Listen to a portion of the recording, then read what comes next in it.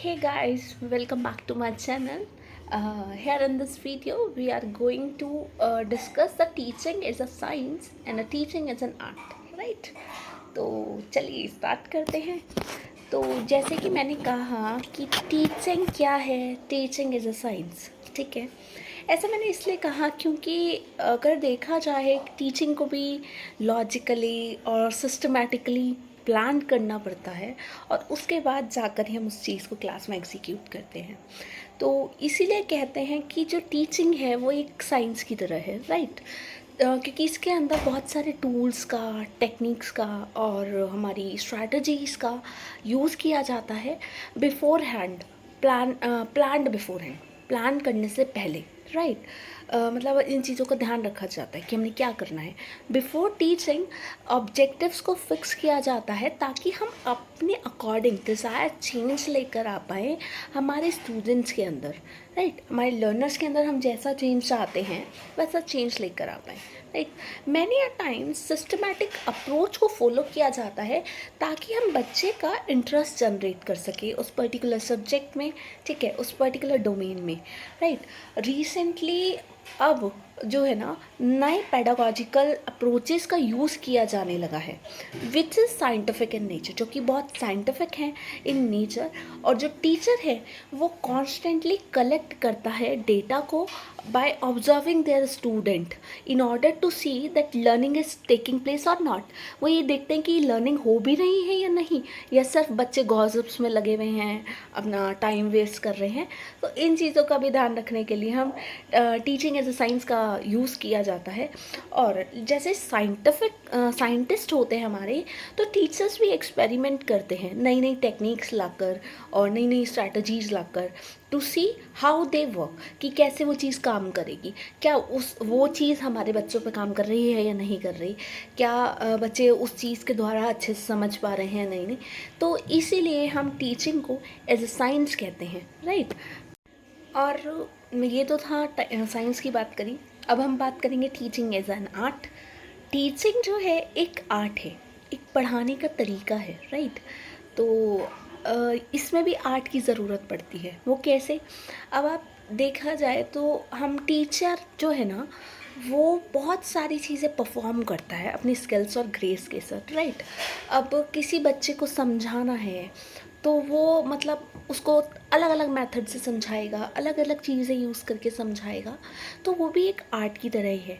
जो टीचर्स की एक्टिविटीज़ होती है ना, वो डायनामिक इन नेचर होती हैं, जो कि डिपेंड करते हैं उनकी इनहेरिटेंट क्वालिटीज़ पर, ठीक है, जो कि टीचर में पहले से मौजूद है। टीचिंग इन्वॉल्व कर देता है flexibility as per the need of the student, कि कैसे वो बच्चा समझना पसंद करेगा, ठीक है। वो भी एक आर्ट है। अब जैसे काइनेसिस हम लोग बोलते हैं, जिसे कहते हैं bodily movement of teacher, determine करता इफ़ेक्टिवनेस ऑफ टीचिंग को, कि आप क्या एक्शंस आपके हैं, क्या अकॉर्डिंगली आप एक्शन कर रहे हो उसके अकॉर्डिंग जो आप पढ़ा रहे हो, ठीक है। जो कि बहुत ही पर्सनल होता है टू अ टीचर। अलग अलग टीचर का अलग अलग तरीका पढ़ाने का, right. Teaching involve expectance of praise. अगर बीइंग अ टीचर, टीचर को प्रेज तो हो मिलती ही मिलती है, बट साथ में उसे क्रिटिसिज्म भी सहना पड़ता है, ठीक है। Which involves creativity. कुछ लोग अपने क्रिटिसिज्म को हंस के एक्सेप्ट कर लेते हैं, और कुछ टीचर्स जो हैं, अगर उन्हें आप कंप्लेन करते हैं और या फिर आप उन्हें कुछ कह देते हैं, तो वो बच्चे से चिढ़ जाते हैं या पेरेंट्स से चिढ़ जाते हैं बिकॉज कि उनकी कंप्लेन कर दी, राइट।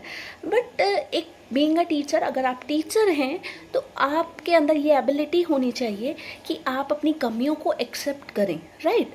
तो all the teaching strategy that one learns should be adapted to fit your particular teaching, ठीक है।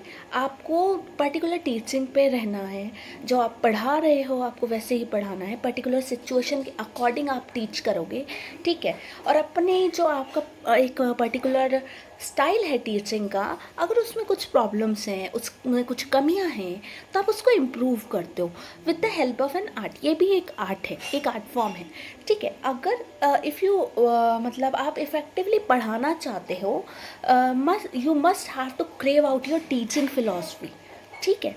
और बेसिकली टीचिंग जो है एक आर्ट इसलिए भी बोला जाता है कि मतलब जो टीचर है अगर उसमें थोड़ा सा ह्यूमर ऐड कर दे तो क्लास बोरिंग नहीं होती, राइट। तो ये एक आर्ट है कि टीचर अगर बच्चों को एक इंटरेस्टिंग वे में पढ़ा रहा है तो बच्चे उसको सीखना पसंद करते हैं, राइट। तो मैं यही मानती हूँ कि मोनोटोनियस लेक्चर नहीं होने चाहिए और बेसिकली बोर नहीं होना चाहिए बच्चा।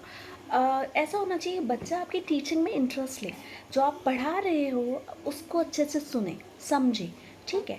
इसलिए टीचर का एक मतलब रोल होता है कि टीचिंग को क्या बनाना है, इफ़ेक्टिव बनाना है। इसीलिए टीचिंग एक आर्ट है जो कि हर किसी के बस की बात नहीं होती।